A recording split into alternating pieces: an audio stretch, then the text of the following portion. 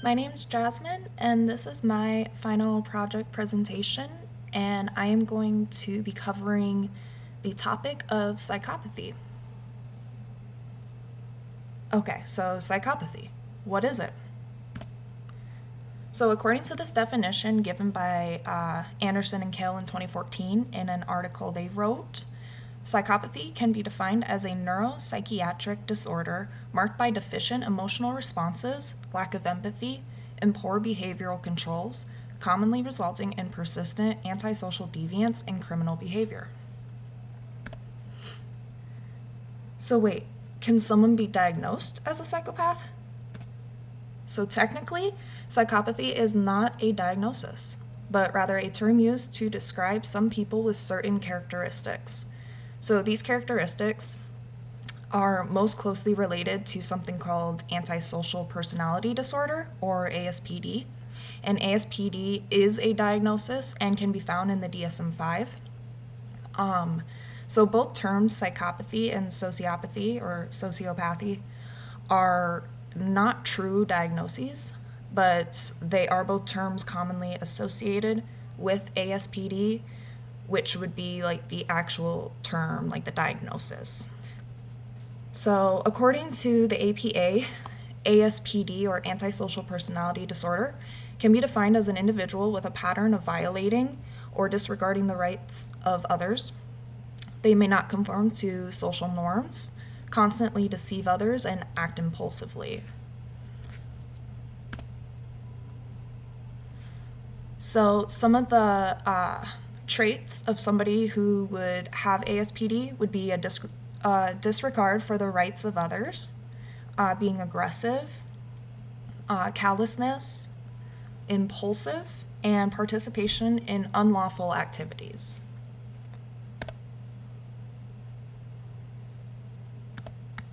So I'm sure most of us have heard both of these terms, both psychopathy and sociopathy or sociopathy. But is there a difference? So psychopathy and sociopathy have been used interchangeably for quite some time now, but recent research actually suggests that these two terms are separate.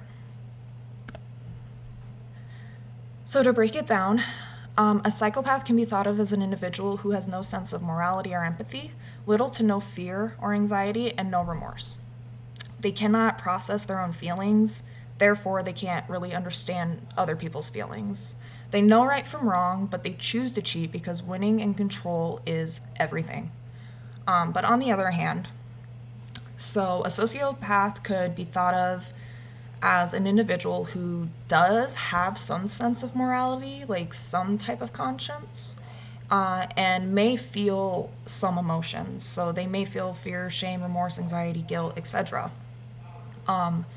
They also have a sense of right and wrong, but often their issues lie within their like social worldview, so how they view everything around them. So the psychopath is more like about themselves, whereas the sociopath would be like more projecting. It's kind of confusing to explain, but the big difference between psychopathy and sociopathy is that the psychopath is better at manipulating and hiding their true selves. So, like, they're better at living a double life and living behind a mask.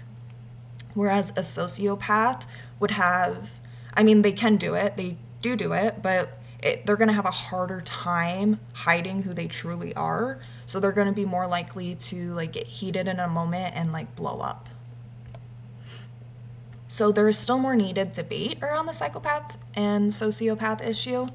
And I believe it's important and needed because it could lead to very important distinctions between the two that could change how both of them are assessed and treated. But something else that's interesting is that antisocial personality disorder was actually referred to as sociopathy back when the first like DSM came out, and then they changed it to antisocial personality, and then they changed it to antisocial personality disorder, which is what we have today.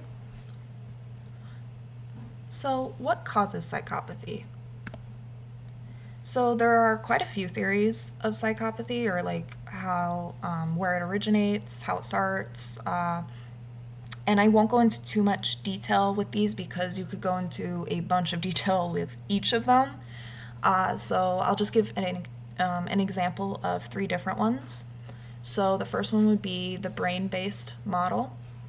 So this is just standing on the ground of psychopathy happens due to reduced activation of the amygdala, which is where we like process emotions, for example, and then reduced activation of anterior cingulate and the ventral medial prefrontal cortex.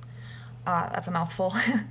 And then another one of the interesting theories, which is more general, as it kind of states, general emotion deficit, and it is just more general. So psychopaths have a lack of emotion and therefore cannot appreciate emotional reactions of others. And then that kind of goes down into the last one, the low fear hypothesis. So psychopaths are not responsive to punishment and therefore not motivated to avoid antisocial behavior. So in this, it's kind of saying that they don't feel fear, so they're not going to respond to any type of punishment. If anything, it's just gonna give them more motive to beat the game. And it can tie into this too, because if they have a lack of fear, they don't feel fear, then how are they going to appreciate or acknowledge fear in others? So how do you determine who is a psychopath? So how do you measure psychopathy?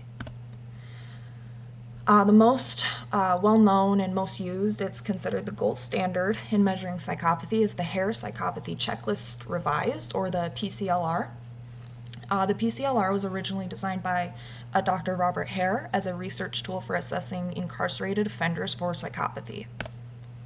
So the goal of the PCLR is to identify individuals with certain characteristics, such as callousness and remorselessness, that seem to have a defect in their emotional processes and therefore lead them to be insensitive to negative outcomes that are results of their behaviors, according to an article written by Scott in 2014.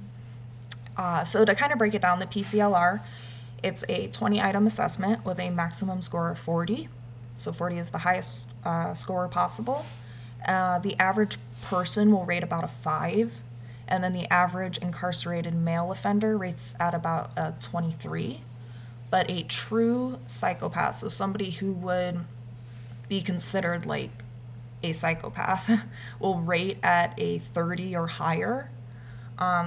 So to kind of break it down, the reason it can't really be a diagnosis is because we all have psychopathic traits to a certain extent. As you can see, the average person rates about a 5. Doesn't mean we're all psychopaths, but we do have like certain traits. But then people who have almost all of the traits would then be considered an actual psychopath. Right, so let's go into the prevalence, or how common it is. So according to a study by Sans Garcia and others in 2021, it's believed that about 1.2% of the general population is considered a psychopath when using the PCLR for assessment, though some studies show this rate as high as 4.5%. It's estimated that between 15 to 25% of adult male prisoners would be considered psychopaths. Alright, so the last part I wanted to just kind of go through were some myth versus facts. So most people, when they think of psychopath, they're going to think like psychopaths, they're scary and violent and dangerous. But actually, Dr. Robert Hare, who he's the one who created the PCLR, like I said before, found that most criminal psychopaths are actually nonviolent. And in fact, finding that many psychopathic offenders committed white-collar crimes. Another myth would be a lot of people would think that serial killers are psychopaths, but the fact is, while some are true psychopaths, so meaning they rate at a 30 or higher, others simply just have psychopathic traits. There are several prolific serial killers who are not considered to be psychopaths.